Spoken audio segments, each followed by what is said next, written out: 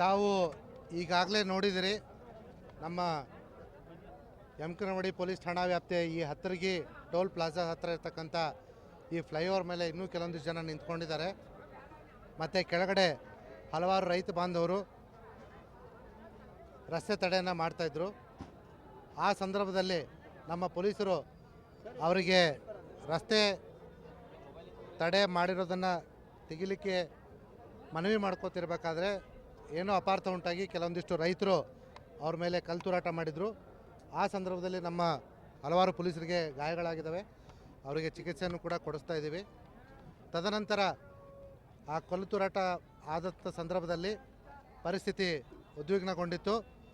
ಆದರೆ ನಮ್ಮ ಪೊಲೀಸರು ತಮ್ಮ ತಾಳ್ಮೆ, ಸಂಯಮ, ಶಿಸ್ತನ್ನು ಕಳೆದುಕೊಳ್ಳದೆ ಯಾವುದೇ ಬಲ ಪ್ರಯೋಗನ ಮಾಡದೆ ತಾತ್ಕಾಲಿಕವಾಗಿ ಹಿಂದೆ ಹೋಗಿದ್ದರು.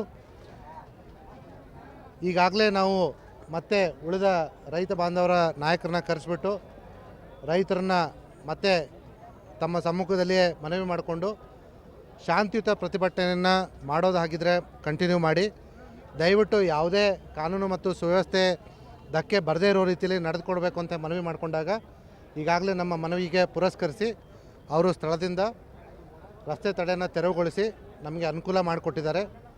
ಮುಂದಿನ ದಿನಗಳಲ್ಲೂ ಕೂಡ ತಮ್ಮ ಮೂಲಕ ನಾನು ನಮ್ಮ ರೈತ ಬಾಂಧವರಿಗೆ ಅದೇ ಮನವಿನ ಮಾಡ್ಕೋತೀನಿ. ಶಾಂತಿಯುತವಾಗಿರಲಿ ಪ್ರತಿಭಟನೆ.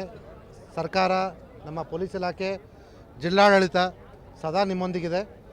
ತಾವು ನಮ್ಮ ಜೊತೆ ಸಹಕಾರ ನೀಡಿದರೆ ನಾವು ನಿಮ್ಮ ಜೊತೆ ಸಹಕಾರ ನೀಡಲಿಕ್ಕೆ ಸಾಧ್ಯ. ಯಾವುದೇ ಕಾರಣಕ್ಕೂ ಯಾರೇ ದುಷ್ಪ್ರೇರಿತ ವ್ಯಕ್ತಿಗಳ ದುಷ್ಪ್ರೇರಣೆಗೆ ಒಳಗಾಗಿ ಕಾನೂನನ್ನು ತಮ್ಮ ಕೈಗೆ ತೆಗೆದುಕೊಳ್ಬಾರ್ದಾಗಿ ಮತ್ತೊಮ್ಮೆ ನಾನು ವಿನಂತಿ ಮಾಡ್ಕೊಳ್ತೇನೆ.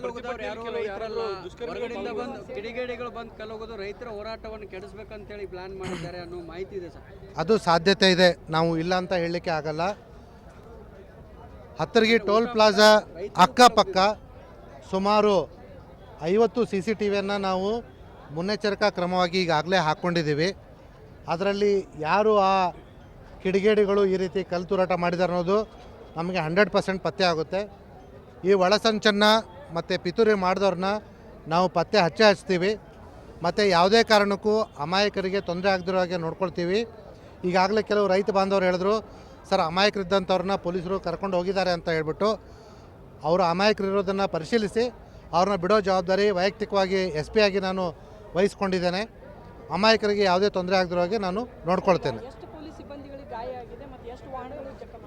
ಸದ್ಯಕ್ಕೆ ನನಗೆ 6 ಪೊಲೀಸರಿಗೆ ಗಾಯ ಆಗಿರೋ ಮಾಹಿತಿ ಬಂದಿದೆ. ವಾಹನಗಳದ್ದು ನನಗೆ ಮಾಹಿತಿ ಲಭ್ಯವಿಲ್ಲ. ಆಮೇಲೆ ಅದರ ಬಗ್ಗೆ ನಿಮಗೆ ಮಾಹಿತಿಯನ್ನು ಕೊಡ್ತೇನೆ. Thank you.